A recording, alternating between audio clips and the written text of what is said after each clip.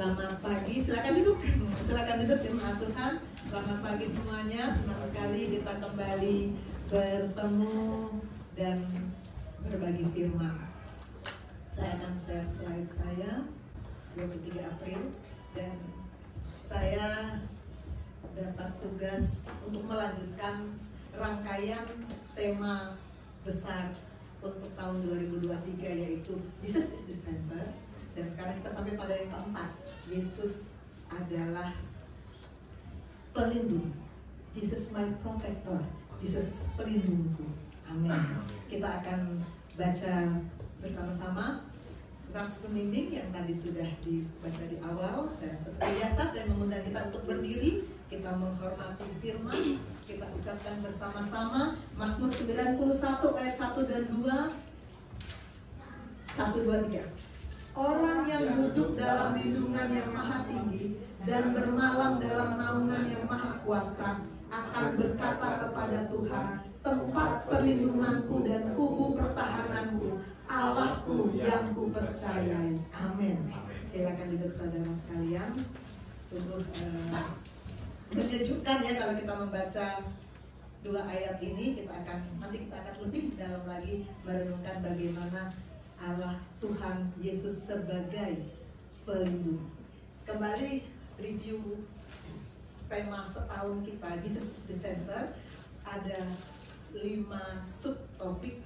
Kita sudah bersama-sama mengikuti Jesus is the Center di 25 Desember. Jesus is the Center kita dapatkan dari Bapak Rohani di 25 Desember. Dan kami juga kembali mengulangi topik yang sama dalam Paskah Koja kemarin. Pastornya sempat singgung sedikit bahwa karena pastornya yang kita minta untuk menyampaikan firman dalam Paskah Koja kemarin, dan temanya sama, Jesus is the Center. Dan sungguh kami diberkati dengan firman pada saat itu. Dan sebelum kita masuk lebih dalam, saya mau undang kembarannya Pastorio. Kok Astrio, silakan maju ke depan. Oh iya, ada 3 dia sekarang. Untuk membuka rangkaian kesaksian pada siang hari ini, Rio mau memulai bagaimana dia mulai mendapatkan pemahaman God is the Center, Jesus is the Center. Silakan. Baik, puji Tuhan. Shalom Bapak Ibu semuanya. Kurang semangat. Shalom. Baik, pertama-tama terima kasih untuk Dr. Susan kesempatan untuk saya bersaksi. Dan juga sebelum saya mulai, saya akan memperkenalkan diri saya. Nama saya Valerio Christopher Humalesi. Iya, dipanggilnya. Asal saya dari, sebenarnya saya orang Ambon, tapi saya tinggal di Kupang. Dari tahun 2000, orang tua pindah ke Kupang. Lalu sampai saya SMA, setelah itu kuliah dan ada di Ukrida. Jadi lumayan jauh saya dari Ambon, walaupun banyak orang bilang nggak kelihatan seperti orang Ambon, tapi percayalah saya dari Ambon. Iya, jadi baik. Ya kemarin,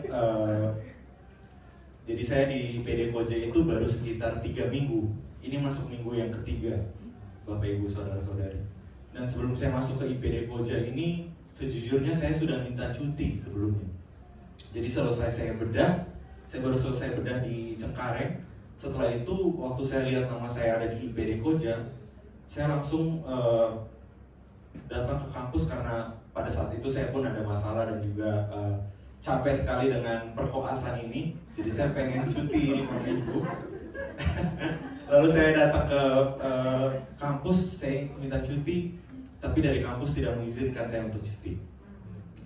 Dan akhirnya saya ada di sini hari ini. Gitu. Dan saya bersyukur karena saya percaya bahwa itu bukan sebuah kebetulan saya hadir hari ini bersama dengan dokter dan juga teman-teman saya. Jadi 10 hari yang lalu, pada hari itu saya lagi visit bersama dengan Dr. Susan dan juga senior saya Joshua. Kami lagi visit ke ruangan-ruangan ke pasien Dr. Susan. Sementara visit, berjalan ke ganti ruangan untuk visit, Dr. Susan ajak kami untuk berdiskusi tentang Yesus menjadi pusat di dalam kehidupan, seperti tema di tahun ini di Creation bahwa Jesus is the Center. bahwa sebagai anak-anak Tuhan seharusnya Yesus menjadi pusat utama di dalam kehidupan kita. Bukan kehidupan kita, bukan ego kita, bukan daging kita, tapi harusnya Yesus menjadi pusat utama. Dan pulang dari situ, di perjalanan pulang, saya terjebak macet. Dan dalam perjalanan pulang saya terus merenungkan apa yang Dr. Susan sampaikan kepada saya. Apakah di dalam perkuasaan saya, di dalam pelayanan saya, apakah Yesus masih menjadi pusat di dalam kehidupan saya? Dan saya dapati bahwa ternyata udah tidak, sudah Yesus bukan lagi pusat, tapi kehidupan saya. Dan hari itu saya kembali memutuskan untuk memutuskan untuk Yesus menjadi pusat di dalam kehidupan saya. Saya juga diberkati dengan khotbah dari Pastor Yo kemarin. Pastor Yo mengatakan bahwa di luar Yesus semua itu sia-sia. Kata canon itu artinya empty atau kosong. Jadi di situ saya kembali memikirkan bahwa oh iya, kalau saya hidup sebagai anak Tuhan dan tidak memusatkan Yesus menjadi pusat utama dalam hidup saya, bahwa itu semua adalah kekosongan, semua itu adalah sia-sia. Sama seperti Salomo, di akhir hidupnya dia bilang kita nasibnya tidak ada bedanya dengan binatang, karena Salomo berlaku jahat di mata Tuhan. Mari kita putuskan hari ini, saya pun sendiri memutuskan setiap hari untuk ikut Tuhan, menjadikan Yesus sebagai pusat utama dalam kehidupan kita. Mungkin itu saja Dokter dan Ibu. Kamu tadinya pengen cuti ya, nggak masuk IPD Koja ya? Saya baru tahu nih, kamu sebetulnya mau lari dari saya.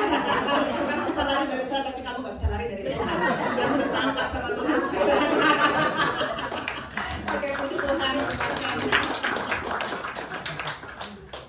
Ya, kemarin juga dalam khotbah Pastor Yo, beliau menyinggung sedikit tentang di acara Pastor Koja di mana kita sama-sama merenungkan God is the center. Saya juga mengatakan dalam sambutan ketika itu bahwa dalam acara-acara perayaan Paskah, Natal, seringkali kita juga sangat mudah terpleset, tidak menjadikan Tuhan sebagai center, tapi kita yang menjadi center. Saya mau nyanyi, orang mau lihat suara saya mau nari, orang mau lihat tarian saya. Ini sangat bahaya, hati-hati, jangan sampai kita tergelincir dengan menginginkan kita yang menjadi center. Di medsos kita selalu berusaha supaya kita jadi center, karena kita memamerkan apapun yang bisa kita pamerkan. Luar biasa godaan dunia untuk membuat kita berusaha menjadi center. Hati-hati, God is the center.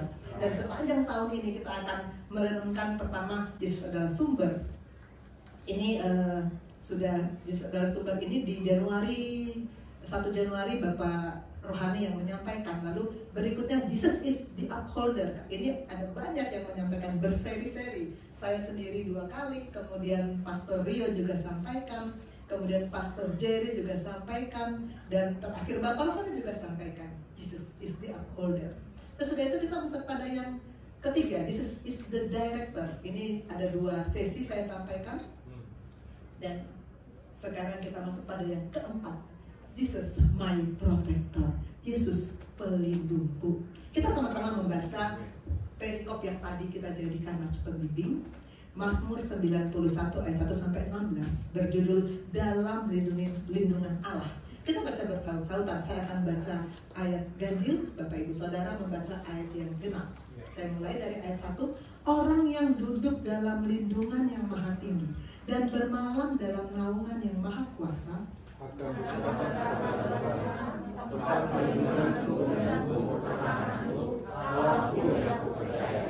sungguh dialah yang akan melepaskan engkau dari jerat penangkap burung, dari penyakit sampar yang busuk. Dengan kepalanya dia akan melindungi engkau, di bawah sayapnya engkau akan berlindung.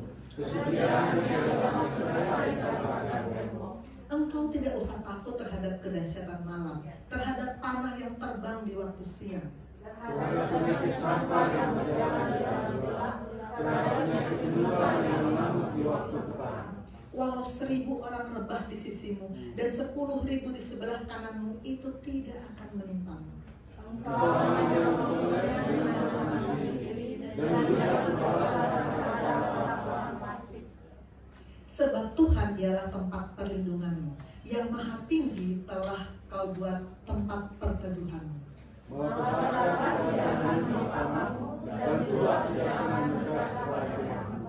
sebab malaikat-malaikatnya akan diperintahkannya kepadamu untuk menjaga engkau di segala jalanmu. Mereka akan menahan engkau atas tangannya, supaya hatimu jangan takut kepada aku. Singa dan ular tedung akan kau langkahi. Engkau akan menginjak anak singa dan ular naga. Sungguh hatinya melekat kepadaku, maka aku akan meluputkannya. Aku akan membimbingnya seperti yang mengenal namaku. Bila ia berseru kepadaku, aku akan menjawab. Aku akan menyertai dia dalam kesesakan. Aku akan meluputkannya dan memuliakannya. Dengan tanganku akan kuringankan dia, dan akan kuperlihatkan kepadanya keselamatan daripadaku. Amin. Amin. Puji Tuhan. Mazmur 91 ini tadinya saya duga umumnya Mazmur kan yang nulis Daud. Saya kira tadinya yang nulis Daud, tapi sudah saya baca lagi, ternyata yang menulis ini Musa karena dan ini merefleksikan bagaimana Musa melihat pertolongan Tuhan sepanjang perjalanan panjang membawa bangsa Israel. Ini di director sudah kita bahas kan, yang perjalanan bangsa Israel selama 40 tahun di padang gurun, dalam suasana padang gurun. Itulah Musa melihat sendiri bagaimana luar biasanya tangan Tuhan melindungi, mengawal, menolong, memimpin dan menghantar sampai tujuan bangsa Israel. Karena itulah jadi di Mazmur 91 ini. Di awal-awal pandemi juga Mazmur ini tiba-tiba terkenal sekali ya. Semua orang memperkatakan Mazmur 91 karena begitu banyak orang yang mati. Jadi apa? Jadi ayat mas di mana-mana, ayat khotbah di mana-mana, karena memang ini menggambarkan perlindungan dari Tuhan. Dan kita sungguh bersyukur bahwa kita pun sudah melewati 3 tahun yang menyeramkan itu, dan sekarang kita tetap aman dalam lindungan Tuhan. Amin. Tempat perlindunganku dan kubu pertahananku, itu kata Musa, Allahku yang ku percayai. Amin. Kita mulai dari what seperti biasa ya. Ini adalah gambar kanopi dan di luar hujan deras. Mungkin saya rasa kita semua pernah mengalami inilah. Kita mungkin di kanopi atau di pergola atau di bawah gazebo, hujan deras di luar, kita aman, tidak basah. Karena kita ada di bawah tudung perlindungan itu. Kalau kita iseng jalan keluar, pasti kita basah. Pasti kita basah. Kita meninggalkan tudung itu, pasti kita basah. Pasti kita basah. Dan kalau kita basah, bukan karena tudungnya udah gak berfungsi, bukan karena pergolanya jebol, bukan karena kanopinya rusak, bukan. Kitanya yang cari masalah, kitanya yang meninggalkan tudung itu. Saya mengajak kita untuk kembali, ini pastornya pernah bahas sih, membedakan antara ujian dengan konsekuensi.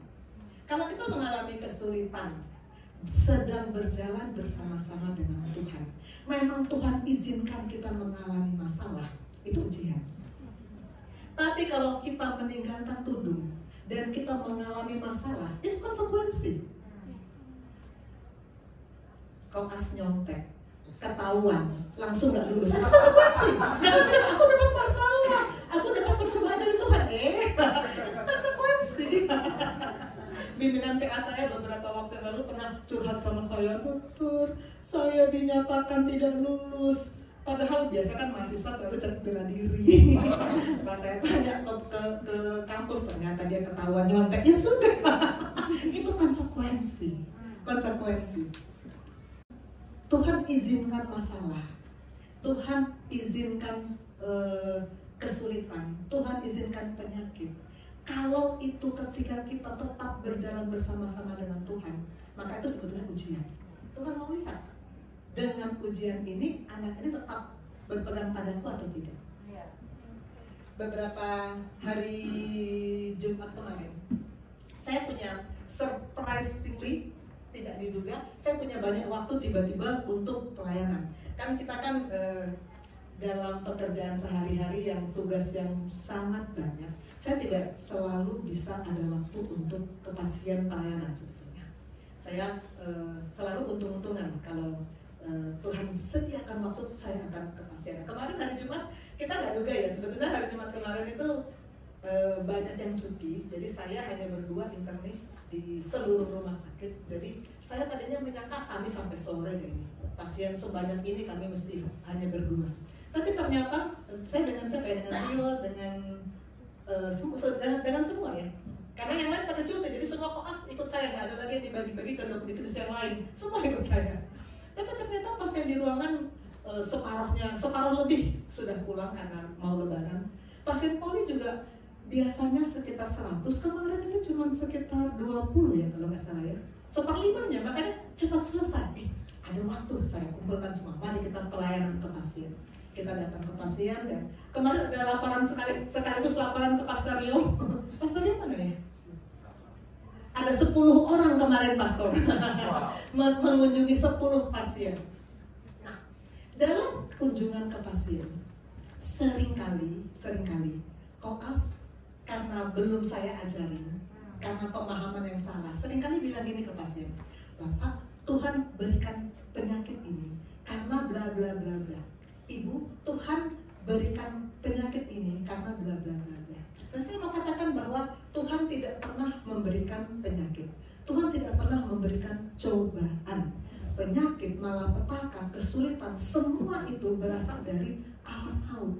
Yang dari Tuhan adalah hidup yang berkelimpahan. Kita baca Yakobus 1 ayat 13. Apabila seseorang dicobai, janganlah ia berkata, pencobaan ini datang dari Allah. Sebab Allah tidak dapat dicobai oleh yang jahat dan ia sendiri tidak mencobai siapapun. Tuhan tidak memberikan penyakit untuk kita menderita, tidak. Tetapi mungkin saja Tuhan mengizinkan untuk menguji. Kalau Tuhan mau menguji, itu lain cerita. Ujian itu memang Tuhan berikan untuk melihat sampai sejauh mana kita terus bergantung kepada Dia. Karena itu seharusnya kita bisa bilang, ujilah aku ya Tuhan. Mazmur 26 ayat 2. Ujilah aku ya Tuhan, cobalah aku, selidiki batinku dan hatiku. Dalam sharing terakhir sebelum ini saya pernah bilang bahwa dulu sebelum saya masuk di GSIM ini, saya nggak berani mengucapkan ini. Saya nggak berani mengucapkan Mazmur 26 ayat 2 ini. Saya nggak berani bilang Tuhan ujilah aku, nggak berani. Kenapa? Orang lihat saya baik-baik saja. Tiap hari baca firman saat teduh, iya. Tiap minggu ke gereja, iya. Saya bukan pencuri, bukan perampok, bukan koruptor. Saya hidup baik-baik. Orang lihat saya, oh bagus. Tapi sebetulnya kan yang tahu saya. Saya sendiri yang tahu. Saya sendiri yang tahu bahwa ada beberapa hal yang abu-abu. Yang kedagingan saya bilang, itu aja gak apa-apa. Kedagingan saya bilang begitu. Tapi sebetulnya di dalam saya ada yang menuduh, itu gak boleh, itu gak boleh. Tapi saya pertahankan, kenapa? Karena kedagingan. Banyak orang seperti itu. Kedagingan membuat dia free will-nya diarahkan pada kedagingan dan dia terus berkutat dengan hal-hal yang sebetulnya tidak memuliakan Tuhan. Tapi itulah tipuan dari si jahat. Sesudah saya masuk sini, dimuridkan oleh Bapak Rohani, saya bisa katakan bahwa sekarang tidak ada lagi kedagingan yang saya masih simpan. Maka saya berani bilang, ujilah aku ya Tuhan, ujilah aku dan cobalah aku, selidiki batinku dan hatiku, apakah aku tetap berpaut kepadamu. Saya berani bilang, mari kita berani bilang sama Tuhan, Tuhan aku siap untuk Tuhan uji, aku siap untuk Tuhan uji. Karena murid, tugas utama murid apa sih? Belajar ujian, belajar ujian. Mana ada sekolah yang nggak ada ujiannya? Nggak ada. Pasti yang kalian hadapi sehari-hari apa? Belajar ujian. Tiap minggu ada ujian, tiap minggu ada belajar. Memang itu tugas murid. Kalau kita mengaku murid, kita harus siap menghadapi ujian. Dan saya sendiri, saya pernah, saya sudah sering ceritakan ya, bagaimana dalam beberapa tahun belakangan ada 2 ujian besar yang Tuhan izinkan saya alami. Pertama tahun 2018 waktu saya mengalami kecelakaan, keretakan di tulang belakang saya di mana saya terancam lumpuh. Dan tahun 2020 di mana saya mengalami tumor otak, di mana saya hampir cacat, hampir mati, hilang ingatan. Tapi luar biasa Tuhan menolong saya melewati ujian itu. Suami saya ngambek sama Tuhan. Dia sempat berapa lama nggak mau gereja, nggak mau doa, karena dia marah sama Tuhan. Kenapa istriku dikasih penyakit seperti ini? Itu namanya nggak lulus ujian. Karena kita tetap percaya kekuatan, kita akan lulus ujian.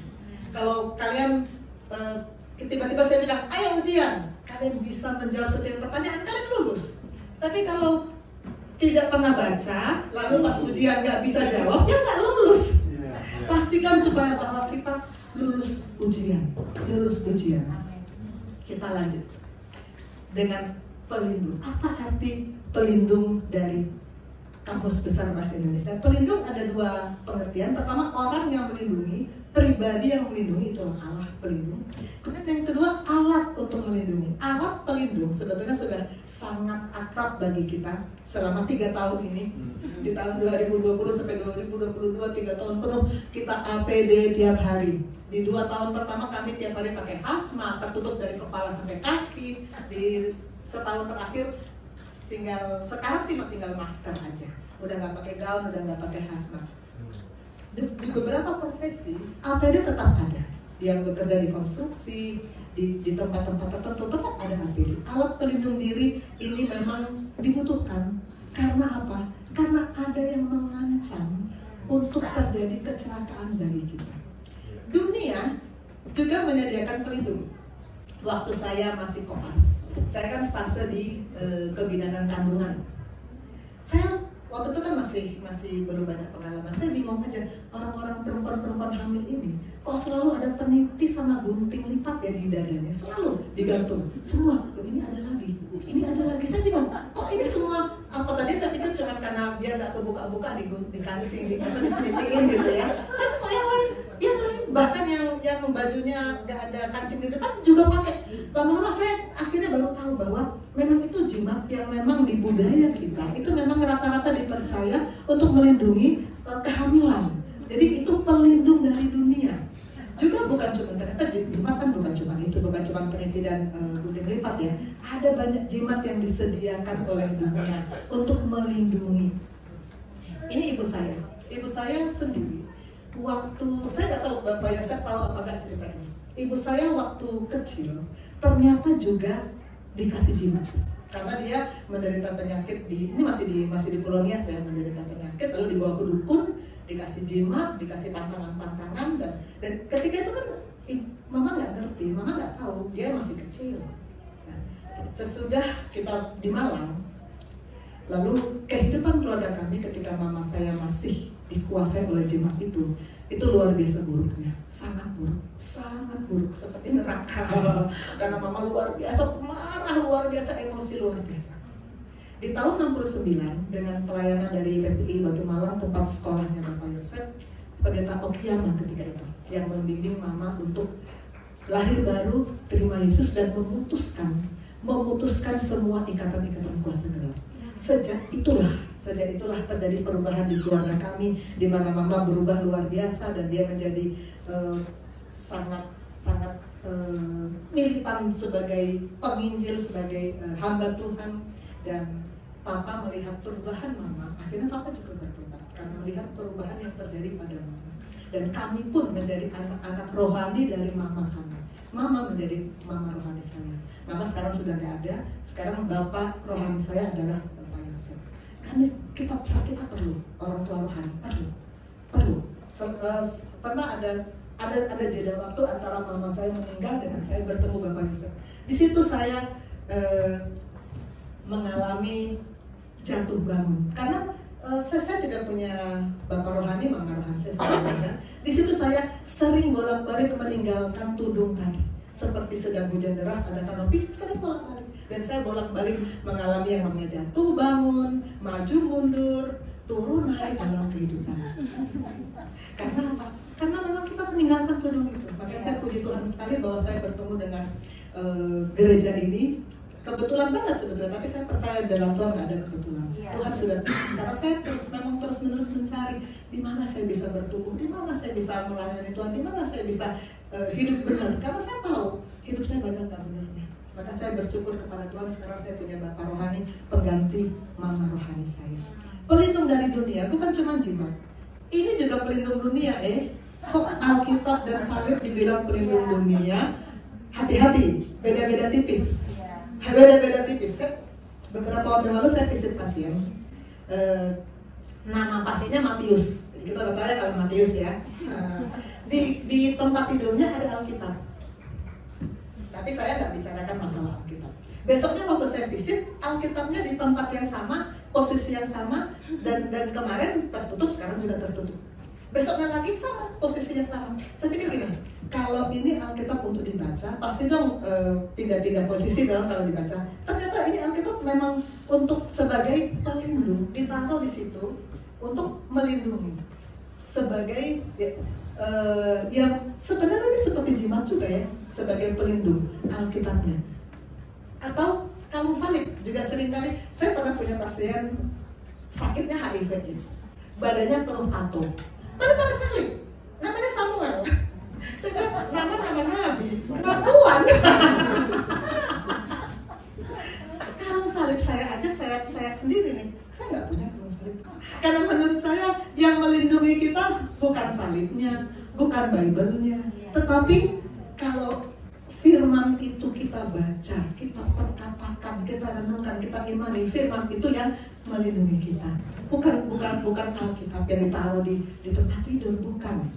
Pelindung yang sebenarnya adalah Yesus. Jesus my protector. Yesus pelindungku. Amin. Ini pemahaman tentang Yesus sebagai pelindung. Kata pelindung di dalam bahasa Yunani ini, jangan salah ya, saya nggak belajar bahasa Yunani, ini pengajaran dari Bapak Rohani. Menggunakan kata uperaspizo dalam bahasa Inggris, keep, protector dalam bahasa Ibrani, menggunakan kata lehages. Ini ada beberapa pengertian dari pelindung, protector. Satu, melindungi dengan cara membela dari ancaman siapapun dan apapun yang menyerang, menyakiti, dan membahayakan. Melindungi. Kalau di Mazmur 91, Musa memakai perumpamaan seperti Raja Wali. Memang di banyak ayat di Alkitab, Raja Wali sering dipakai sebagai gambaran betapa Allah melindungi umatnya, seperti Raja Wali melindungi anaknya. Karena Raja Wali ini kan burung yang sangat besar, sangat kuat, dan luar biasa perlindungannya kepada anaknya. Makanya dalam ayat 4 dikatakan, dengan tepatnya ia akan melindungi engkau, di bawah sayapnya engkau akan berlindung, kesetiaannya ialah perisai dan pakar tombak. Musa melihat dalam perjalanan 40 tahun di padang gurun, kan pasti dia banyak melihat burung Raja Wali ya. Dia melihat bagaimana Raja Wali melindungi anaknya, melatih anaknya. Seperti itu Tuhan melindungi bangsa Israel, melatih bangsa Israel, sehingga akhirnya mencapai tujuan. Ulangan 30 ayat 11 ini masih tulisan Musa. Tulisan Musa ketika ini menjelang dia dipanggil Tuhan, menjelang dia selesai tugasnya di dunia. Dia bikin puisi juga, syair. Dia bilang, laksana Raja Wali menggoyang bangkitkan isi sarangnya, melayang-layang di atas anak-anaknya, mengembangkan sayapnya, menampung seekor dan mendukungnya di atas kepaknya. Kita lihat gambar ini bagaimana Raja Wali melatih anaknya, mendukung anaknya di atas kepaknya, supaya anaknya latihan terbang. Nanti kalau nggak kuat ditopang lagi, dicari lagi. Memang luar biasa Raja Wali itu melatih anaknya, karena Raja Wali itu burung yang sangat besar dan sangat kuat. Keluaran 19 ayat 4 ini suara Tuhan berkata kepada Musa dan bangsa Israel, kamu sendiri telah melihat apa yang kulakukan kepada orang Mesir, bagaimana aku telah mendukung kamu di atas sayap Raja Wali dan membawa kamu kepadaku. Tuhan menggunakan ilustrasi burung Raja Wali yang mendukung anaknya di atas sayapnya. Amin. Tadi itu yang pertama. Yang kedua, mempertahankan dari upaya musuh untuk merebut dan menjatuhkan. Musuh selalu berusaha merebut, selalu berusaha menjatuhkan. Merebut supaya kita tidak lagi di pihak Allah, merebut, merampas kita, atau menjatuhkan supaya kita nggak bisa bangun lagi. Yohanes 10 ayat 10, pencuri datang untuk membunuh, mencuri, membunuh, membinasakan sampai binasa. Namun saya mau mengajak kita kembali untuk menyadari bahwa lawan kita bukan darah dan daging. Tadi WL mengajak kita untuk berperang. WL bilang, bagaimana mau menang? Perang aja enggak. Mari kita berperang. Berperang lawan siapa? Musuh kita yang mana? Sekarang bukan zaman Belanda lagi ya. Kalau zaman Belanda mana kumpeni. Musuh kita Efesus 6 ayat 12, ini bahan saat dulu tadi pagi ya. Karena perjuangan kita bukanlah melawan darah dan daging, tapi melawan pemerintah-pemerintah, melawan penguasa-penguasa, melawan penghulu-penghulu dunia yang gelap ini, melawan roh-roh jahat di udara. Dalam sharing saya 2 tahun yang lalu, saya juga pernah mengatakan bahwa musuh kita adalah 3. Iblis, dunia, dan kedagingan. Itu musuh kita. Iblis, dunia, dan kedagingan. Bukan orang. Orang yang menyakiti kita, lalu pertama timbul benci, dan kemudian kita berusaha dengan segala cara membalas dendam. Bukan orang itu. Bukan orang itu musuh kita. Di balik orang itu ada usaha iblis untuk merampas firman dari hati kita, sehingga kita kehilangan sukacita, kehilangan damai sejahtera, kehilangan apa yang Tuhan mau taruh pada kita. Kita jadi fokus sama orang itu kan. Hati-hati, bukan darah dan daging lawan kita. Di salah satu cerita di Matius 14 ayat 1-12 ini cerita ketika Yohanes Pembaptis dibunuh. Ini saya juga pernah baca ketika Yohanes Pembaptis dibunuh. Itu kan berita duka. Tuhan Yesus kenal. Dia pasti berduka ya. Lalu dia menyingkir. Sebetulnya dia sebagai anak Allah yang Maha Kuasa, dia tahu yang membunuh Herodes, dan Herodes itu kan penjahatnya. Kalau di peperangan kan ada penjahatnya, ada pahlawannya. Dia tinggal samperin dong Herodes, dengan satu kata Herodes mati, pasti bisa. Gampang sekali bagi Tuhan Yesus untuk membunuh Herodes saat itu. Tapi apa yang dia lakukan? Dia pergi, dan apa yang dia lakukan? Dia mengumpulkan orang banyak mengikuti dia, dan dia melayani orang banyak itu, menyembuhkan yang sakit, mengajar. Dan apa yang dia lakukan itu? Saat dia menyembuhkan yang sakit, apa yang dia lakukan? Dia mematahkan kuasa iblis. Dia mematahkan kuasa kegelapan.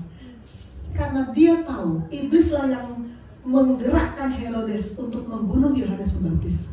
Maka dia menyerang pekerjaan iblis dengan menyembuhkan orang sakit dan menyampaikan berita keselamatan. Sekarang saya mau undang Ambon kedua. Tadi Ambon pertama si ganteng Rio, sekarang Ambon kedua si cantik Yuni. Silakan Yuni maju. Ini mau menceritakan bagaimana dia juga akhirnya menyadari bahwa musuh yang menyakiti hati itu sebetulnya musuh yang kita hadapi itu bukan darah dan daging. Yuni ini koas IPD 51, satu grup dengan Rio. Betul ya? Silakan perkenalkan diri. Shalom, Bapak Ibu Saudara-saudari berkati Tuhan. Sepertinya kurang semangat ya. Mungkin saya tegang di sini. Saya bersyukur sama Tuhan yang pertama-tama kemudian bisa mempertemukan saya dengan Dokter Susana. Kamu juga tadinya pengen cuti nggak kayak Rio?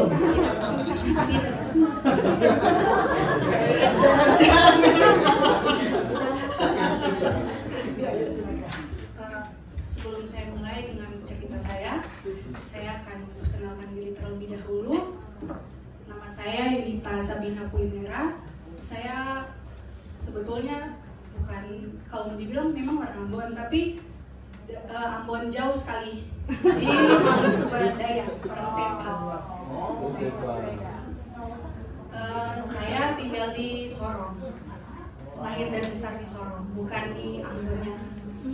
Nah, saya berbagi cerita sedikit mengenai apa yang saya alami, Bapak Ibu, di mana ada satu kejadian beberapa bulan yang lalu ini, hal itu terjadi. Saya merasa sedih dengan cerita mama saya yang selalu seakan-akan mama saya ini membuat kesalahan yang besar pada orang itu. Nah, siapa sih anak yang tidak sedih mendengar curhatan orang tua, apalagi kita jauh? Itu saya rasa sedih sekali. Dan sedihnya itu, semakin sedih itu karena orang ini tuh dekat sama keluarga saya dan dekat juga sama saya. Nah, itu pasti kita juga sama dengan Bapak Ibu Saudara-saudari pasti merasakan sakit hati yang sangat sakit ya, karena itu orang terdekat gitu ya. Terus kemudian ada setelah itu saya berpikir ini bagaimana ya caranya untuk menyadarkan orang itu. Saya tulis status di medsos saya tulis status di medsos. Sebelumnya saya orangnya bukan seperti itu, tapi kok kayak ada yang menyuruh bilang tulis saja status di medsos. Nah, dengan melakukan hal itu, saya berpikir kok hati saya tidak damai ya, kok saya tidak merasa tenang setelah berbuat begitu. Sudah akhirnya saya pikir lagi, dan hal ini terjadi itu bertepatan dengan waktu saya di Stase Ahmad Cengkareng. Jadi waktu 3 minggu sebelumnya itu saya mau ujian. Nah, saya mau ujian, tapi saya pikiran-pikiran yang jahat itu selalu menghantui pikiran saya untuk tidak fokus sama ujian saya. Itu ujian akhir di Stase Anak itu saya rasa itu berat ya, karena saya baru merasakan stase mayor gitu ya, yang 10 minggu. Nah, jadi saya merasa sedih gitu, tidak bisa fokus. Terus saya di kamar itu saya nangis hebat sendirian, sampai saya rasa sesak napas gitu ya, karena saya sendiri. Terus pikiran-pikiran yang menghantui sampai kayak apa emang harus saya ini ya, apa bunuh diri gitu ya. Saya berpikir karena saya ini kan, saya merasa saya anak yang tua, jadi saya tidak punya teman cerita gitu ya. Dan saya orangnya tidak bisa berbagi cerita. Saya jarang untuk berbagi cerita sama orang-orang yang tidak dekat dengan saya. Nah, setelah itu saya menangis, namun dalam hati saya itu ada yang seperti berkata, ayo berdoa gitu. Sudah saya berdoa. Nah, setelah saya berdoa itu saya baca firman. Nah, firman yang saya ambil terdapat itu di dalam Matius 6 ayat 14 hingga 15 tentang mengampuni. Nah, disitulah saya sadar bahwa maksudnya setelah baca firman itu saya berdoa lagi, saya berdoa untuk melepaskan pengampunan pada orang itu. Jadi disitulah ketika saya berdoa, ketika saya baca firman tentang mengampuni, barulah saya melepaskan pengampunan. Itu hati saya tenang, hati saya damai. Jadi saya tidak memikirkan hal yang bodoh lagi, sampai kadang untuk berpikir untuk bunuh diri, itu tidak lagi. Jadi saya bersyukur karena disadarkan langsung sama Tuhan. Dan saya tahu bahwa saya baru sadar bahwa musuh saya itu bukan orang yang menyakiti saya. Musuh saya itu bukan melawan darah dan daging, tapi saya tahu mungkin ada si jahat yang ingin mengambil firman dalam hati saya. Bukan mungkin, pasti. Ya, pasti. Pasti ingin mengambil firman dalam hati saya. Dan kepahitan itu saya lawan dengan memperkatakan firman setiap hari, bukan memperkatakan saja, tetapi mau menjadi pelaku-pelaku firman dalam kehidupan saya sehari-hari lewat tingkah laku saya, terlebih hati saya kepada Tuhan. Dari situ saya sadar bahwa memang kalau tanpa Tuhan itu saya rasa sia-sia gitu. Itu bukan saya rasa, saya yakin. Iya. saya yakin itu sia-sia memang kalau itu tanpa Tuhan. Jadi, mungkin itu saja.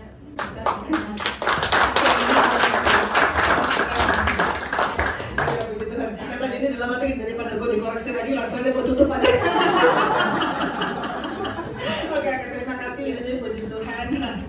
Saya baru tahu kalau Yuni sempat berpikir untuk bunuh diri. Baru dengan ini. Saya pernah cerita, tapi saya kira jemaatnya banyak yang baru. IPD 5 ada yang benar-benar bunuh diri. Jadi padahal datang ke gereja, ikut nari, tapi ketika itu Bapak, kita belum ada pemuritan, belum ada permodulan, belum. Jadi sesudah peristiwa IPD 5 ini, satu orang ini bunuh diri terjadi ketika sedang IPD 11-12. Jadi ketika itu makanya kemudian ketika itu saya sangat mengatakan pada diri saya, anak-anak ini harus sungguh-sungguh bertemu Tuhan. Karena kalau sampai seorang dokter, dia padahal lulusnya cum laude, nggak kekurangan sama sekali, lulus cum laude, nggak kekurangan. Tapi saya Tapi kenapa sampai itu terjadi? Pasti karena dia tidak terkoneksi dengan Tuhan. Walaupun dalam kegiatan kelihatan ikut, tapi tidak terkoneksi dengan Tuhan. Pastikan kalian tidak sama sekali tidak terpikir untuk yang seperti itu. Karena sudah tidak ada pengampunan kalau sampai mengambil keputusan seperti itu. Tapi puji Tuhan, Yuni ternyata bertemu Tuhan dan dipulihkan, dan pastikan kamu terus terhubung dengan Tuhan. Amin. Ya, kita lanjut. Ya, dan yang ketiga, pelindung. Tadi yang pertama melindungi dari segala ancaman, kedua melindungi dari musuh yang mau merebut, ketiga memelihara dengan memberi makan. Ada pemeliharaan dari pelindung kita. 1 Petrus 5 ayat 7 ini sebetulnya ayat yang sudah sangat terkenal. Saya sudah sangat hafal dari sejak saya muda, sejak saya remaja, saya sudah hafal ini. Serahkanlah segala kekhawatiranmu kepadanya, sebab Dia yang memelihara kamu. Tapi hafal ayat ini belum berarti kita menghidupi ayat ini loh. Betul, karena bertahun-tahun saya sebelum masuk di sini, sebelum dimuridkan oleh Bapak Rohani, saya sangat mudah khawatir tentang kehidupan, kebutuhan hidup. Saya merasa padahal sebetulnya saya tuh nggak yang miskin amat ya, tapi saya merasa pas-pasan, merasa pas-pasan. Makanya saya kalau ada kebutuhan untuk pekerjaan Tuhan, perpuluhan saya kasih, persembahan tiap minggu saya kasih. Tapi kalau ada kebutuhan lain berat, karena saya merasa saya sendiri. Itu sebelum saya dimuridkan di sini. Saya merasa khawatir dengan kehidupan, khawatir dengan masa depan, selalu khawatir. Padahal tahu ada 1 Petrus 5 ayat 7 tahu. Seperti sharing kemarin yang Fano ya, dia bilang waktu saya ajak pelayanan pribadi, dia bilang, saya tahu dokter semua ayat-ayat itu saya tahu, tapi saya nggak lakukan. Banyak kita begitu kan, tahu ayat, tapi kita nggak lakukan. Khawatir akan kebutuhan, pemenuhan kebutuhan. Padahal Tuhan Yesus bilang ya, jangan khawatir akan hidupmu, jangan khawatir akan apa yang kamu makan, kamu pakai, burung di udara aja dipelihara. Itu kita sudah biasa baca itu ya. Tapi kekhawatiran itu tetap ada. Satu lagi yang juga orang sering khawatir, kesehatan. Kesehatan juga seringkali menjadi sumber kekhawatiran yang luar biasa. Pasien-pasien yang datang ke saya, banyak yang sebetulnya menurut saya penyakitnya itu nggak penting amat lah, cuma lambung, cuma pegel-pegel, nggak penting. Tapi keluhannya luar biasa dan selalu, dokter, saya takut, selalu ada begitu. Saya takut, ini benar nggak bahaya? Ini benar nggak bahaya? Saya takut mati. Banyak pasien bilang, saya takut mati. Kalau ada pasien seperti itu, saya kan ada di Poli waktu saya memberikan 1 Petrus 5 ayat 7, belum lama ini. Saya kan nggak hafal, saya pengen di Poli. Saya langsung bilang, 1 Petrus 5 ayat 7 Bu, baca. Dan seperti biasa, umumnya pasien kan nggak hafal ayat. Tapi baru kita perkatakan, mari Bu, kita baca sama-sama 1 Petrus 5 ayat 7. Serahkan segala kekhawatiranmu kepadanya, sebab Dia yang memelihara kamu. Saya percaya kalau itu dia perkatakan dan dia imani, kekhawatiran itu akan hilang. Karena kita menyerahkan, serahkan. Coba Rema maju. Rema maju bukan untuk bersaksi. Sini saya maju. Rema ini IPD 43. Sini, dari sini aja saya. IPD 43. Kalau saya menyerahkan kunci sama kamu, menyerahkan ya, saya pegang nggak kunci itu? Lalu kalau ada orang yang bilang, saya mau masuk, saya ada perlu pinjam kunci. Saya bilang apa? Saya sudah serahkan sama dia, Ma. Saya sudah, ini namanya menyerahkan, serahkan kekhawatiranmu, serahkan. Maka kita nggak pegang lagi. Ya. Kalau kita masih khawatir, berarti kita serahkan, tapi kita masih pegang. Begini dong kita kemana-mana. Begini dong kita. Itu kan bukan menyerahkan namanya. Ya. Menyerahkan berarti kita tidak pegang lagi kekhawatiran. Ya. Amin. Saya mau panggil sekarang Lydia. Kalau Lydia ini pasti bukan Ambon. Lydia mau menyaksikan bagaimana dia ketika masuk ke gereja penuh dengan kekhawatiran. Seperti saya dulu. Penuh dengan kekhawatiran. Ada kasih mic ya. Lydia ini IPD 40, IPD 50, grupnya Joshua. Kalau yang tadi IPD 51 grupnya Rini. Oke, silakan Lydia. Shalom semuanya. Shalom. Perkenalkan, nama saya Lydia. Saya dari IPD 50. Izinkan saya hari ini untuk bersaksi. Jadi untuk IPD Sekoja sendiri, IPD itu merupakan stase pertama saya. IPD itu merupakan satu dari 5 stase mayor. Ketika pertama kali lihat nama saya ada di stase mayor, saya agak terkejut. Kenapa tidak minor dulu maksudnya? Setidaknya pemanasan dulu, saya tahu apa harus.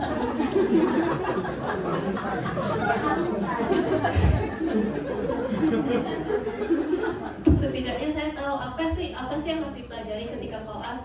Bahkan ketika pada sendiri ada skill lab yang saya tanyakan pertama kali pada dokter saat itu adalah saya sebenarnya cemas ketika koas.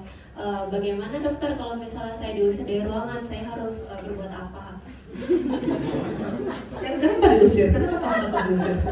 Kalau saya diusir, saya bingung apakah saya harus menghampiri dokternya langsung atau memberi waktu, dok? Tapi kenapa kamu takut diusir? Mungkin saya sangat banyak bertanya.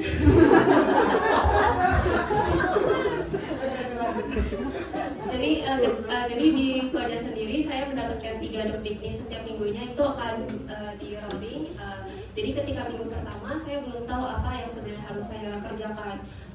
Ketika tahu pun itu masih sebenarnya apa yang saya pelajari, apa yang bisa saya dapat saat ini, saya tidak tahu.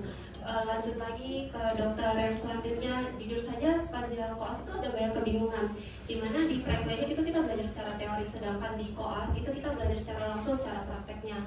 Dan ada banyak yang saya mau tanyakan, tapi karena saya takut untuk bertanya, jadi saya catat pertanyaannya, saya cari di jurnal. Padahal itu suatu kerugian karena ada pengalaman dokter yang berpuluh-puluh tahun, tentu itu tidak dapat saya cari di jurnal sebenarnya. Lalu bahkan saya ingat sekali ketika pertama minggu ketiga bertemu dengan dokter Susan. Kalau bersama dengan dokter Susan itu ada di bagian tindakan, di mana tindakan itu ada USG, lalu endoskopi, kolonoskopi, fungsi. Ketika itu pada saat saya bingung, saya ingin bertanya pun saya harus meminta tolong pada Kak Joshua selaku ketua IPD 50 untuk menanyakannya kepada dokter karena saya takut untuk bertanya.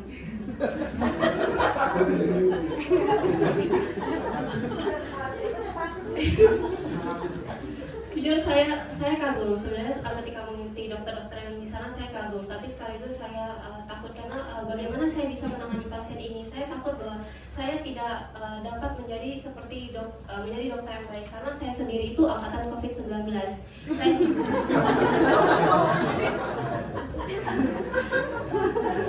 Saya masuk itu kan di 2019 hanya 1 semester saja, sedangkan di semester 2 hingga semester 4 itu dilakukannya secara online. Padahal di semester 2 sampai 4 itu merupakan pelajaran dasar yang seharusnya saya pahami dengan benar. Tapi ini semua dilaksanakan online, sekilas juga online. Apa yang angkatan-angkatan sebelumnya dapatkan secara offline itu tidak saya dapatkan secara penuh. Jadi saya bahkan ragu, pengalaman saya tidak ada, skill saya online. Mau jadi apa saya ini kan?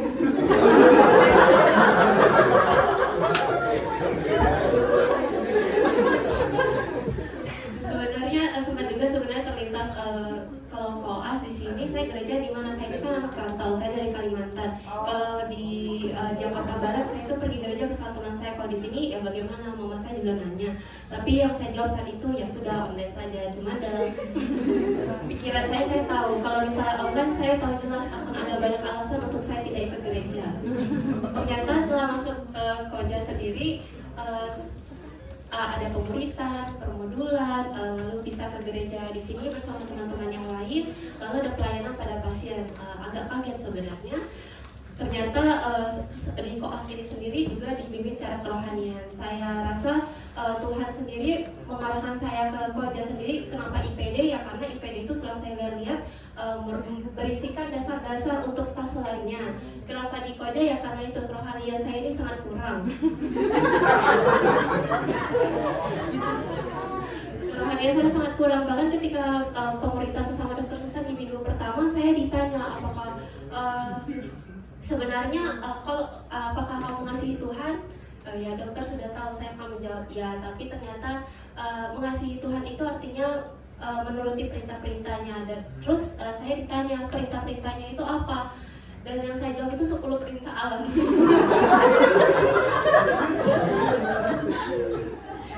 Jujur saya bahkan tidak hafal 10 perintah Allah, saya cuma hafal secara acak, jangan membunuh.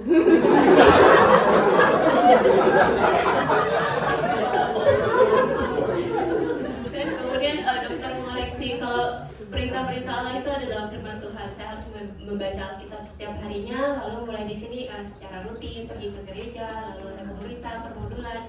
Perlahan-lahan di minggu selanjutnya saya mulai berani, kecemasan, kegelisahan saya itu mulai dapat teratasi. Saya mulai berani bertanya, aktif dalam koas, tidak lagi seperti pertama kali saya masuk yang saya sangat takut. Saat ini sudah lebih baik, dan seperti ayat tadi yang di 1 Petrus 5 ayat 7, serahkan segala kekhawatiranmu kepadanya sebab ia yang memelihara kamu. Ayat ini tuh sangat sesuai dengan keadaan saya. Saya merasa Tuhan benar-benar memelihara saya, dan benar seperti kata Pastor Dr. Susan bahwa tidak ada yang kebetulan di dunia ini, termasuk masuk di PDP. Terima kasih. Tapi Lydia sekarang berubah, benar berubah. Sekarang dia sudah ceria, sudah berani nanya. Padahal kalau ingat kesaksiannya Wilson ya, ternyata nanya itu nanya aja. Kenapa takut? Nanya aja ya. Orang memang kita sekolah untuk nanya. Oke, kita lanjut. Tadi kita what, sekarang why. Kenapa? Kenapa kita butuh perlindungan? Kenapa kita butuh pelindung? Karena ada ancaman. Ada ancaman. Loh, ancaman dari mana? Sekarang kan nggak ada perang. Kita dapat musuh dari mana? Apa yang mengancam sih sebenarnya? Kenapa kita butuh perlindungan? Nggak ada rasa ancaman kok. 1 Petrus 5 ayat 8 berkata apa? Sadarlah dan berjaga-jagalah, lawanmu si iblis berjalan keliling sama seperti singa yang mengaum-ngaum dan mencari orang yang dapat ditelannya. Si singa ini mencari orang, bukan mencari rusa ya, bukan mencari domba, bukan juga mencari ayam, dia cari orang. Coba bilang sama kanan kirimu, kamu orang ya, kamu orang. Kalau orang, sadar. Kamu dicari. Pastikan bahwa kita sadar dan berjaga-jaga, karena memang ada yang terus-menerus berusaha untuk menjatuhkan kita. Itulah musuh yang sebenarnya. Siapa yang mengalami perlindungan Tuhan? Pertama saya akan panggil Magda. Magda ini IPK 45 ya? IPK 45. Ada mic? Ada yang bisa kasih pinjam mic buat Magda? Ya. Magda ini juga dulu beberapa kali sudah bersaksi, dan sekarang dia masih mau bersaksi lagi bagaimana Tuhan. Halo semuanya, selamat pagi. Udah bosen kan ini udah orang keempat? Baik, terima kasih dokter untuk waktu dan kesempatannya. Terima kasih juga untuk saudara-saudara yang dikasih oleh Kristus Yesus. Sebelum saya memberikan kesaksian mengenai bagaimana Tuhan melindungi saya tadi ingin membagikan terlebih dahulu. Kalau tadi Dokter Susan memberikan firman bahwa ada ujian dan ada konsekuensi, di mana tadi ada dalam suasana hujan, ada suasana kanopi. Jadi saya teringat kemarin tuh hari Selasa kemarin betul-betul itu di daerah Koja itu lagi hujan, betul-betul lagi hujan. Terus saya kan ngekos, jadi pas saya ngekos saya tidak ada kendaraan dan saya juga tidak ada payung di kosan. Jadi betul-betul saya hanya pakai seragam koas. Saya datang ke rumah sakit dan di situ memang konsulen saya, dokter saya sudah tiba di rumah sakit. Jadi kan koas ya tahu lah ya. Kalau konsulen udah tiba, kita secepat mungkin tiba gitu kan, sebelum konsulennya itu tahu kalau misalkan kita akan terlambat. Jadi ya gitu, pas lagi hujan itu betul-betul saya terobos. Saya jalan, saya lari, bagaimana caranya saya secepatnya nyampe ke rumah sakit.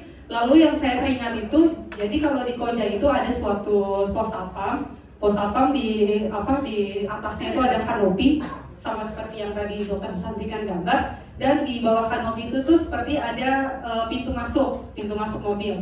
Nah, ketika saya lari dari kosan, kutuk. Nah, saya tuh jujur aja saya lari di situ tuh saya nggak lihat jalan.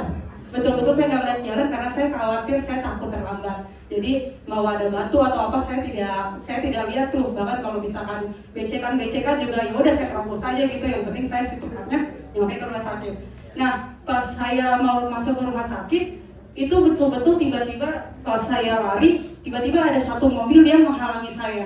Betul-betul pas jadi ada mobil itu yang mau masuk ke pintu masuk dan dia berhenti menghalangi saya. Lalu saya kaget. Tiba-tiba ternyata pas saya lihat ke bawah dan di bawah itu benar-benar ada lubang yang ada kayak habis air hujan gitu, lubang gitu. Lalu saya teringat gitu, kalau misalkan memang mobil itu tidak berhenti di depan saya akan jatuh, saya akan tersandung. Jadi percuma aja perjuangan saya ke rumah sakit akan sia-sia, bahkan saya malah celaka. Dan di situ juga pas saya lihat ke bawah itu ada lubang yang isinya air gitu, dan pas saya merasa kok saya nggak kena hujan. Di atas saya nggak kena hujan, biasanya kan kritik-kritik gitu kan pas lagi lari gitu. Tiba-tiba di atasnya juga ada kanopi. Maka dari situ tadi pas saya mendengar firman Dr. Susan yang mengenai perlindungan Tuhan itu selalu ada dan selalu nyata. Bahkan saya teringat kejadian hari Selasa kemarin, kalau bahkan ketika saya terburu-buru, ketika saya tidak berdoa atau tidak meminta kepada Tuhan, terkadang hal-hal kecil aja tuh Tuhan melindungi saya dari setiap apapun, hal-hal kecil apapun Tuhan melindungi saya gitu.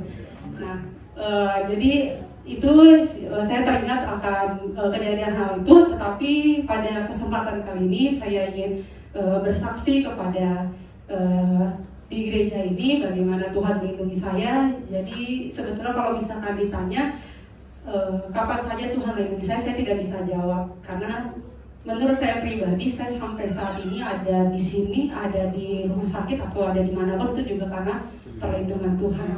Ya, saya bisa menjalani juga karena ada perlindungan Tuhan. Bahkan saya nggak ingat apa-apa aja perlindungan Tuhan tuh saya nggak ingat, dan bahkan di luar kesadaran aja saya nggak ingat, saya nggak sadar gitu kalau ternyata emang saya bisa karena perlindungan Tuhan gitu. Jadi, tetapi yang saya ingin sampaikan di sini adalah, saya ingin menyampaikan juga kalau mungkin tadi Koas Lydia menyampaikan pada awal-awal dia agak takut ya, agak khawatir kenapa stase pertamanya itu adalah stase IPD. Tetapi percayalah, nanti saat kamu keluar kamu akan berkata kalau itu kamu beruntung banget stase IPD Koja yang dikelilingi oleh Ginsim ini merupakan stase pertama kamu. Karena apa? Karena jujur aja, saya kan juga di IPD ini sekitar stase pertengahan lah gitu, bukan stase pertama. Tetapi saya merasa saya bertumbuh di sini. Meskipun saya memang yang awalnya jauh dari kata baik, tetapi saya bertumbuh di sini, saya berubah di sini. Dan makanya dari saat tadi saya mendengar kesaksian dari Koas Lydia, saya berkata seharusnya kamu bersyukur karena kamu mendapatkan stase ini di stase awal, sehingga apa yang kamu dapatkan di sini secara ilmu ataupun secara iman, kamu akan memeliharanya di dalam stase-stase kamu berikutnya.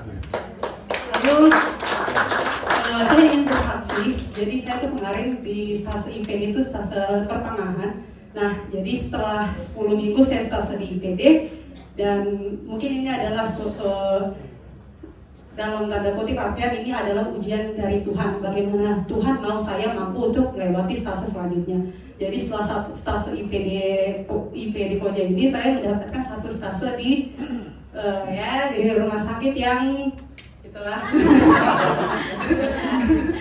yang membuat saya tidak mampu untuk liburan, tidak mampu untuk istirahat karena memang secara fisik, mental, lalu tenaga itu betul-betul menguras saya gitu. Tetapi yang saya ingin sampaikan di sini adalah bagaimana apa yang telah Tuhan anugerahkan kepada diri saya melalui permodulan, melalui pemuritan, melalui firman-firman dari apa yang dianugerahkan kepada saya melalui gereja ini, melalui pastor, dokter, dan teman-teman saudara sekalian. Itu betul-betul menguatkan saya dan selalu memelihara kehidupan saya di dalam stase itu gitu. Jadi kalau misalkan saya 10 minggu diberikan bekal, diberikan suatu bekal pemeliharaan iman, dan stase berikutnya 10 minggu kemudiannya saya diberikan ujian, saya diberikan, wah kamu bisa nggak nih benar-benar menjaga dan memelihara firman ini, memelihara anugerah yang telah saya Tuhan berikan gitu. Jadi saya waktu itu biasa kalau kan kalau misalkan awal-awal stase kan seperti ada bincang-bincang ya. Kalau apalagi kalau misalkan stase itu agak-agak itu ya, selalu tanya-tanya kayak gimana persiapannya, gimana mentalnya, apa-apa aja yang udah disiapin gitu-gitu. Lalu karena saya sudah mempunyai bekal dari apa yang sudah dianugerahkan kepada saya melalui firman dan lain sebagainya dari musim ini, saya bisa berkata, saya berani berkata kalau buat apa saya takut kalau misalkan ada Tuhan di pihak saya, akan ada perlindungan Tuhan, akan ada pemeliharaan Tuhan. Lalu saya juga dapat berkata kalau misalkan emang saya ditempatkan di situ, saya yakin dan percaya akan ada campur tangan Tuhan, akan ada rencana Tuhan yang begitu indah bagi saya. Meskipun emang ada ups and down, akan ada gejolak-gejolak yang membuat saya nangis. Itu jujur saja saya ada lebih dari 10 nangis di sosok. Tetapi pas sampai di situ, meskipun saya menangis, meskipun saya ups and down, meskipun saya terkadang bilang Tuhan kuatkan saya, kapan semua ini berakhir. Dan seiring berjalannya waktu, pas habis selesai stase, barulah saya menyadari kalau bahkan saya 10 minggu di kehidupan yang begitu gelap, kehidupan yang tidak mengenal apa-apa selain rumah sakit, saya mampu bersama dengan perlindungan dan pemeliharaan Tuhan. Mungkin itu saja yang bisa saya sampaikan. Semoga bisa memberkati.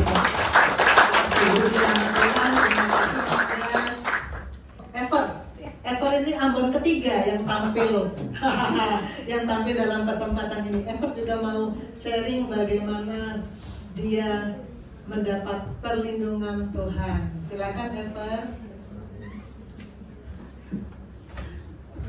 Shalom, selamat siang Bapak Ibu Saudara. Terima kasih dokter untuk kesempatannya. Terima kasih Bapak Ibu Saudara. Saya memperkenalkan diri dulu. Nama saya Everdina Esther Pelupesi, biasa dipanggil. Oh ya?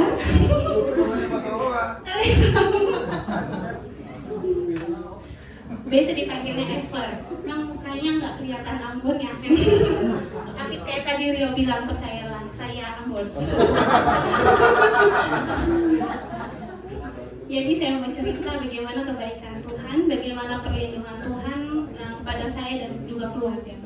Jadi beberapa tahun yang lalu, papa saya dipanggil Tuhan meninggal dunia karena stroke mendadak di kantor waktu itu. Jadi dalam hitung 12 jam kemudian papa saya meninggal dunia. Nah, saat ketika papa saya meninggal dunia, itu kayak saya langsung down karena merasa titik terendah, karena sesuatu yang nggak pernah saya bayangkan itu terjadi begitu mendadak. Di titik terendah yang saya benar-benar khawatir gitu, kedepannya harus seperti apa, karena papa saya itu sahabat buat saya, sosok ayah yang pelindung, ayah yang penuh kasih, ayah yang benar tulang punggung keluarga seperti itu. Terus melanjutkan kedepannya seperti apa, terus saya sebagai anak pertama juga bagaimana ya harus ada buat mama dan adik saya seperti itu, masih dengan Ever yang mengandalkan diri sendiri. Terus saya berlarut dalam kesedihan, berlarut dalam cukup beberapa bulan, berlarut dalam cukup mengasihani diri gitu, karena memikir-mikirkan ke depannya dengan caranya saya gitu. Tapi saya bersyukur saya dikelilingi oleh sahabat-sahabat yang mereka memang lebih dulu bertumbuh di dalam Tuhan, berproses di dalam Tuhan. Mereka ada untuk mendoakan saya, meskipun nggak ketemu langsung setiap hari, tapi mereka itu bayar harga dengan mendoakan saya lewat telepon, lewat apa. Di situ saya mengalami kekuatan. Meskipun sebelum 1 hari sebelum papa saya meninggal, malamnya itu kami sempat saat teduh bersama. Sempat di situ papa saya mengingatkan firman Tuhan. Dibilang gini, lalu papa saya berkata gini, Eva, ingat untuk menjalani kehidupan ini ada 3 pesan papa: iman, pengharapan, dan juga kasih. Kayak gitu. Waktu itu saya tidak meresponi yang seperti apa. Jadi kayak ya udah saat teduh bersama, iya pak, iya, oh ya, iman, pengharapan, dan kasih. Aplikasinya kayak gimana? Nggak pusing gitu. Kan masih punya sumber perlindungannya, papa saya. Ternyata 1 hari kemudian meninggal dunia. Nah itu ketika sahabat-sahabat saya datang hadir, mereka memperlihatkan kepada saya bahwa pengharapan itu masih ada. Mereka menguatkan saya bahwa berpengharapan pada Tuhan, Tuhan kamu tetap hidup, Tuhan kamu tetap ada. Dia protektor yang terutama yang selalu ada buat kamu, seperti itu. Lalu di situ saya dihadapkan pada pilihan sebenarnya dari Tuhan. Diuji juga sama Tuhan. Kamu mau mengentertain rasa mengasihani diri, berlarut dalam kesedihan dan kehilangan, atau kamu mau datang pada sumber sukacitanya, atau kamu mau datang pada sumber pengharapannya, sumber yang memberi perlindungan dan keamanan di dalam kehidupan kamu, dengan kekuatan dari orang-orang sekitar. Itu saya memilih untuk meresponi bahwa Tuhan, saya datang dan mengandalkan Tuhan, meresponi untuk bahwa ya, yang saya perlu di dalam kehidupan itu Tuhan. Dan Dia membuktikan sampai hari ini saya bisa berdiri di tempat ini semua karena kemurahannya Tuhan. Ya, justru semua yang tidak bisa dipikirkan, tidak masuk ke dalam logika, Tuhan sediakan. Gitu.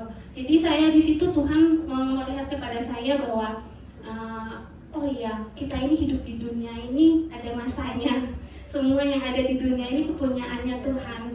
Gak pernah tahu kapan kita dipanggil pulang oleh Tuhan. Maka saya ingin meresponi dengan ya, selama saya masih hidup, masih diberi nafas oleh Tuhan, berikanlah yang terbaik. Apa yang Tuhan mau saya kerjakan di dalam hidup. Ya gitu. Nah ini untuk biar hidup ini untuk kemuliaan Tuhan saja. Banyak yang Dia mau kerjakan di dalam hidup kita untuk kemuliaan nama Tuhan. Kiranya kekasihan dan kebaikan Tuhan dalam hidup saya memberkati Tuhan luar biasa ya pekerjaan Tuhan. Saya sungguh bersyukur untuk anak-anak koas yang terkoneksi dengan Tuhan dan justru kehidupan mereka, iman mereka bisa memberkati kita. Yang terakhir akan saya panggil anak sulung saya, Dr. Benedictus sekarang berapa ya? Dr. Benedictus berapa?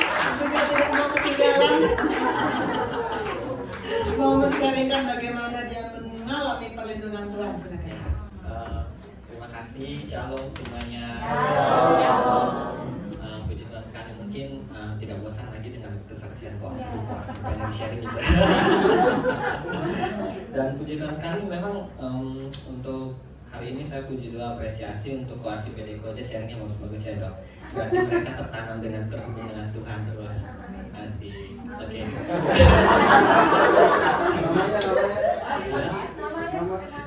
Namanya? Oh ya, saya Ben aja ya dok ya, bisa pakai dok aja dok. Saya Benedict, alumni IPD Koja. Dah. Tapi saya harus diadain nama ini as ke pastor. Oke, baik. Sharing saya mengenai masalah atau ujian. Memang makhluk Tuhan yang satu ini selalu diuji Tuhan gitu. Bulan 12 yang lalu saya itu terakhir perhentian stase saya di salah satu stase puskesmas, di mana di situ memang adalah stase yang merupakan stase yang berat karena ada penelitian, kita bertarung dengan waktu yang singkat gitu. Jadi kita harus bisa memaksimalkan waktu yang ada, dan itu sangat berat kalau menurut saya, karena ya di situ lain kita harus menguras tenaga, harus menguras pikiran, dan harus menguras batin. Nah sehingga untuk stase itu memang sungguh ujian bagi saya dari stase yang lainnya. Kalau waktu bilang 10 minggu nangis, kalau saya merengek-rengek sih kapan berakhir. Oke, tapi itu gak masalah, dan saya sudah melewatinya dengan baik. Namun masalah terbesar adalah ujian penentu apakah saya layak menjadi seorang dokter atau enggak, itu UKMPD. Nah setiap orang mau dengar kata UKMPD, apalagi koas itu seperti mendengar mulus,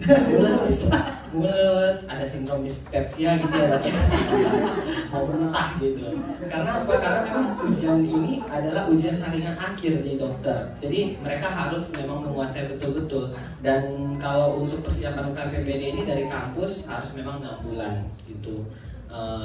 Jeda waktunya supaya mereka lebih matang untuk mempersiapkan diri. Nah sementara saya kan akhir stasenya bulan 12, dan untuk ikut periode batch Februari itu ada 3 bulan. ya saya sudah pesimis lah, sementara lagi jalan stase, aduh nggak apa-apa deh ikut yang setelahnya yaitu Mei gitu kan. Tapi saya pikir-pikir juga, lah kalau Mei jauh juga ya udah stres sendiri jadinya gitu kan. Jadi pusing harus memutuskan ikut yang mana.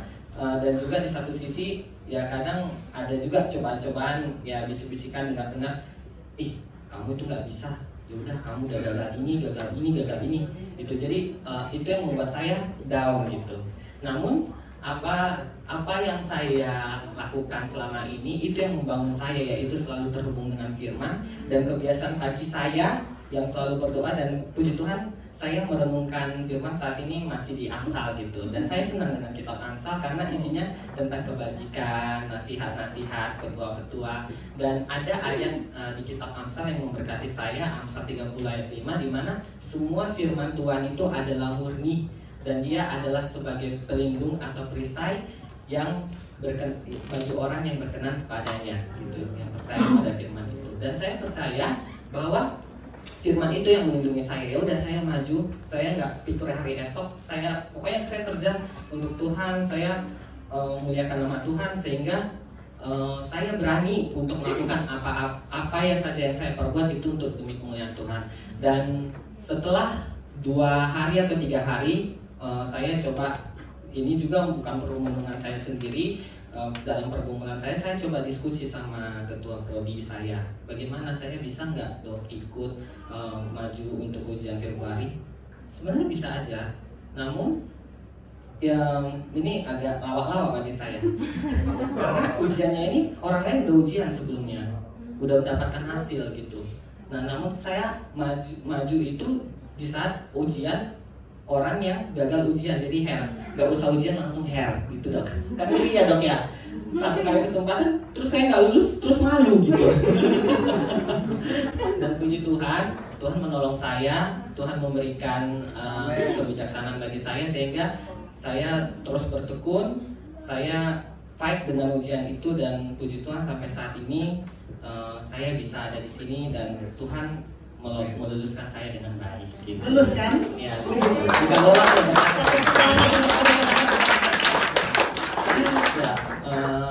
Itulah sharing saya. Puji Tuhan, semoga sharing saya ini memberkati kita semua. Luar biasa pekerjaan Tuhan. Biasanya mesti ada jarak 3 bulan dan baru 2 bulan sudah ujian bisa dan lulus ya. Luar biasa pekerjaan Tuhan. Oke, kita sudah mengikuti 3 kesaksian. Siapa yang mengalami perlindungan Tuhan? Kita masuk pada how. Saya yakin waktu saya sudah habis. Maka untuk how ini, Bapak Rohani mengajarkan jangan habiskan sekali. Kasih sisa buat yang akan datang. Maka untuk how ini untuk part kedua nanti. Jadi sekarang saya akan mengakhiri kita terus merenungkan bagaimana dia menjadi pelindung kita, dan kita akan lanjutkan lagi di part kedua untuk part how. Mari kita berdoa.